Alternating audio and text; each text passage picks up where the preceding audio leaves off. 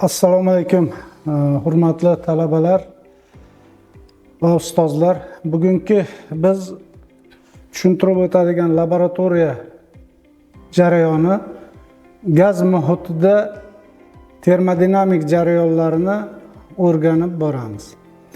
Demak, termodinamik jarayonlarni o'rganish uchun bizda qarshimizda ushbu stent turibdi. Ushbu stentda izobarik, izoterma, izoxoriya, politropik jarayonlarning holatlarini o'rganamiz va qurilmamizda 220 voltli elektr tizimiga ulanadi va ulangandan so'ng tugma orqali, demak biz tizimni elektr tokini ulaymiz. Bu ulangan sistema bo'ladigan har bir jarayonni demak elektron tizimda kompyuterimizga ulab, kompyuterimizdan kerakli ma'lumotlarni olamiz har bir jarayon uchun. Albatta har qanday qurilmani ishlatishdan oldin elektr jihozi bilan jihozlanganligi va elektr tizimiga bog'langanligini hisobga olgan holatda ushbu laboratoriya qurilmasini bajarishdan oldin ustozlarimiz texnika bezopasnost yoki hayot faoliyati xavfsizligi bo'yicha tushuncha berishlari shart bo'ladi. Ushbu qurilmamizda ishlatish davrida biror bir nosozliklar bo'lib qoladigan bo'lsa, elektr tarmog'idan uzish uchun mana shu knopkani bosiladi, bosilganda u elektr tarmog'idan uziladi. Yana qaytib qo'yib yuborganda elektr tarmog'iga ulanadi. Demak, biz bugun qurilmamizda mana shu laboratoriya stendida 220 voltga ulaymiz. 220 voltga tugmani tizimni elektr tarmog'iga ulaymiz. Ulangandan so'ng uzaspo bo'yicha kompyuterimizga ulaymiz. Kompyuterimizda ushbu laboratoriya qurilmasini ishlash uchun programma keltirilgan. Programmaga ulaymiz.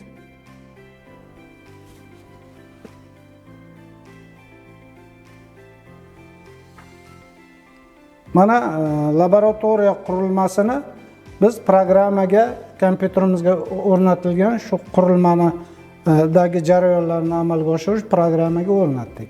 Endi biz izobarik jarayonda gazning yopiq idishdagi holat parametrlarini o'rganamiz. Mana birinchi izobarik jarayon. Demak, izobarik jarayonda o'rganishimiz uchun mana keltirilgan o'sha bizda kompyuterimizdagi izobarik jarayonni bosdik. Demak, qurilmamizda mana sxemasi chiqdi. Qurilma sxemasi chiqdi. Qurilma sxemasi nimalardan tashkil topgan? Demak, qovurg'ali yopiq germetik idish. Bu yopiq germetik idish ichidagi bosimni, shu yerdagi haroratni va hajmni o'zgarib borish jarayonini elektron tizimda qayd etiladi. Demak, gofrli qovurg'ali idishimizni, germetik qovurg'ani oxirigacha siqdik. Siqqanimizdan so'ng bu sistemadagi havo chiqib ketib, kranni yopamiz. Yopganimizdan keyin demak suv olamiz. Ushbu suvimizda harorati 60 yoki 80 gradusdan oshmaslik kerak bo'ladi. Hozir izobarik jarayonni o'rganishimizda 80 gradusdan oshmagan suvni isitib kelib, ushbu idishimizga solgandan so'ng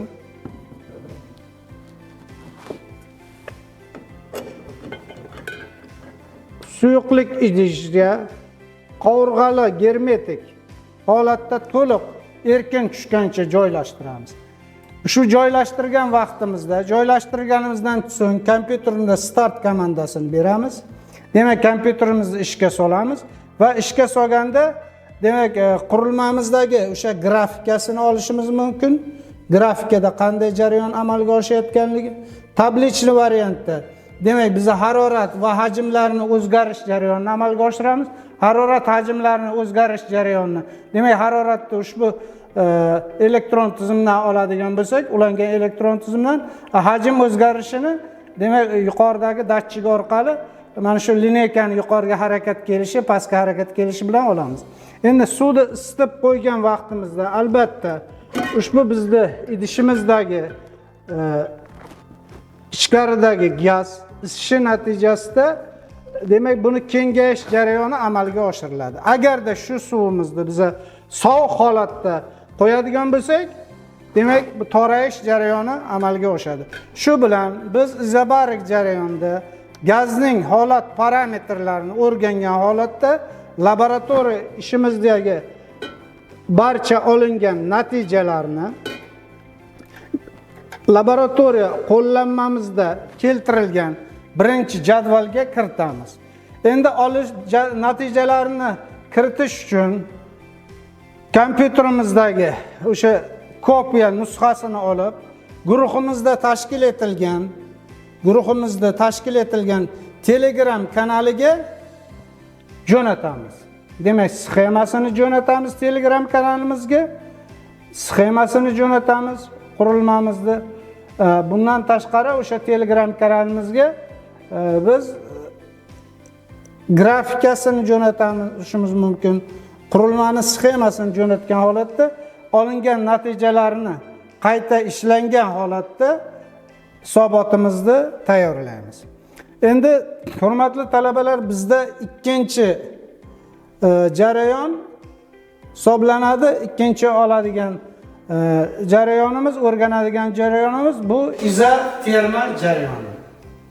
Izoterma jarayonida gazning holat parametrlarini o'rganishda, demak, bunda ham xuddi shunday takrorlanadi.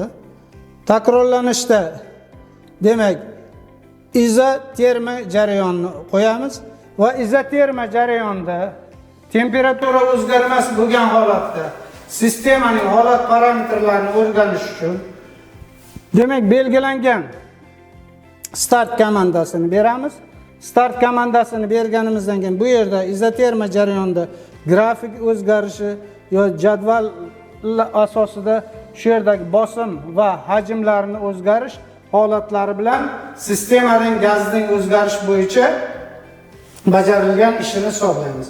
Demak, porshonni pastga harakatga keltirgan vaqtimizda, demak, bu porshon ichidagi gazni siqish natijasida bosimi ortib boradi va hajm torayib boradi. Hajmni torayishi gazni siqish bilan bosim ortib bo'ladi. Demak, temperatura, harorati bu yerda konstant holatda bo'ladi. Biz sistemani ish bajarishini shu qo'llanmamizda keltirilgan, olingan o'lchov natijalariga asosan holatda bajargan ishini hisoblab topamiz. Agar qurilmamizni sxemasiga e'tibor beradigan bo'lsak, bu yerda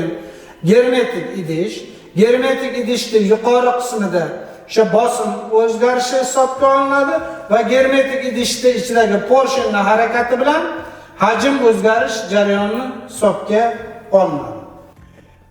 Albatta biz bosimni o'zgartirayotgan vaqtimizda shu germetik idishimizga keltirilgan porshonni pastki tomonga harakat qildirish vaqtimizda vintli mexanizm orqali harakatga keltirganimizda jo'mrak yopilgan holatda turishi kerak bo'ladi. Bu yerda ham oldingi o'tkazgan tartibdagi laboratoriya ishimizga o'xshagan holatda jadval sxema variantini va jadvalda olingan natijalarni va grafikda olingan natijalarni guruhimiz bilan tashkil etilgan Telegram kanalimizga nusxalarini jo'natish natijasida biz izoterma jarayonida gazning holat parametrlarini o'zgarishini hisoblash bilan gazning bajargan ishini hisoblab topamiz. Keyingi stentimizda o'sha belgilangan bu izoxorik jarayon.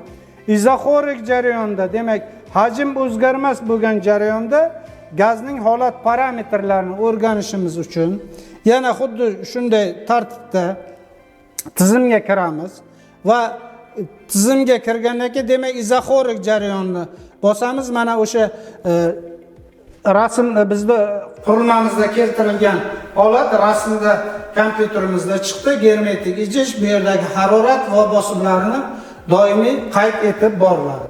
Demak, start komandasini beramiz. Start komandasini bergandan so'ng, demak, sistema elektron tizimga ishlash jarayoni amalga oshadi. Bunda idishimizga suv olamiz. Harorat 60 gradusdan oshmagan bo'lishi kerak bo'ladi. 60 gradusdan oshmagan haroratdagi idish ichiga germetik idishni botiramiz. Shuning natijasida bu yerdagi o'zgaradigan o'sha temperatura va bosimlar o'zgarish natijasida olinadigan grafikini, jadval qismini barchasini olib, nusxasini olib, Telegram guruhimiz bilan bajarilgan Telegram kanaliga o'tkazib, demak, sistemaning izoxorik jarayonda bajarilayotgan ishi hisobga olinadi. Albatta, izoxorik jarayonda bu sistema hajm o'zgarmasi jarayonida biz olingan natijalarimizga asoslangan hisob-kitob ishlari olib borganimizda bu yerda sistema ish bajarmaganligi, ya'ni hajm o'zgarmagan holatda sistema ish bajarmasligini o'rganib chiqamiz. Endi keyingi ushbu qurilmamizda biz oladigan laboratoriya ishimiz, bajaradigan laboratoriya ishimiz bu yana xuddi shunday sistemaga bog'lanamiz va bog'langandan keyin kompyuterimizning tizimidagi politropik jarayon. Politropik jarayonda demak bizning gazning holat parametrlarini har bir nuqtada o'rganamiz. Bu yerda ham o'sha mana bizga o'sha keltirilgan kompressor natijasida bu yerda sistemamizdagi havoni holat parametrlarini o'rgantirish uchun germetik idish hosil qilingan. Bu yerga demak qurilmamizni ishlatish va kompressorimizni ishga tushirgandan so'ng bu yerda qurilmaning nuqtalar orqali faqat bu 3 ta nuqta bizda faqat politropik jarayonga taalluqli bo'ladi. Politropik jarayonda yopiq idish ichida atmosfera bilan aloqa uzilgan holatda, haroratni o'zgartirilgan holatda sistemaning parametrlarini o'rganish jarayonini amalga oshiramiz. Bu yerda ham xuddi shunaqa holatda biz amalga oshiramiz va harorat va bosimlarning sistema ichida o'zgarish jarayonini amalga oshiramiz va tizimda qurilmamizni kompressor havoni haydab beriladi. Havo haydab berilgandan so'ng ushbu tizim ichidagi gazning holat parametrlarini, bu yerda ham jadvalda bosim va haroratlarning o'zgarishi va grafik asosida qiymatlarni olib hisob-kitob ishlarini amalga oshiramiz va politropik jarayondagi gazning holat parametrlarini o'rganishimiz ushbu qo'llanmamizda yoki elektron laboratoriya qo'llanmamizda yoki elektron o'sha keltirilgan adabiyotimizda keltirilgan shu bilan hisob-kitob ishlari amalga oshiriladi va politrop jarayonda gazning holat parametrlarini o'rganish jarayonini amalga oshiramiz. Bu yerdan olingan natijalarni barchasini biz elektron tizimga nusxasini olib guruhimiz bilan tashkil etilgan Telegram kanalimizga tashlash natijasida holati bo'yicha hisob-kitob ishlarini amalga oshiramiz. Hurmatli talabalar, demak qurilmamizni elektr tizimidan tugatgandan so'ng uzilgandan so'ng elektron tizimdan ham uziladi va laboratoriya ishlarini bajarish tartibi xuddi shunday amalga oshiriladi. E'tiborlaringiz uchun rahmat. Agarda biror bir ushbu laboratoriya qurilmasini ishlatish jarayonida sizga tushunmovchilik savollar bo'ladigan bo'lsa, bizni o'sha yaratilgan elektron adabiyotimizdagi tekstda keltirilgan ma'lumotlardan olishingiz mumkin. Bo'lmasa, meni o'zimni to'g'ridan to'g'ri muloqotga chiqadigan bo'lsangiz, Men laboratoriya qurilmamizni yana qayerda nimadir sizga tushunarli ishlar bo'lsa tushuntirib beraman. E'tiborlaringiz uchun rahmat.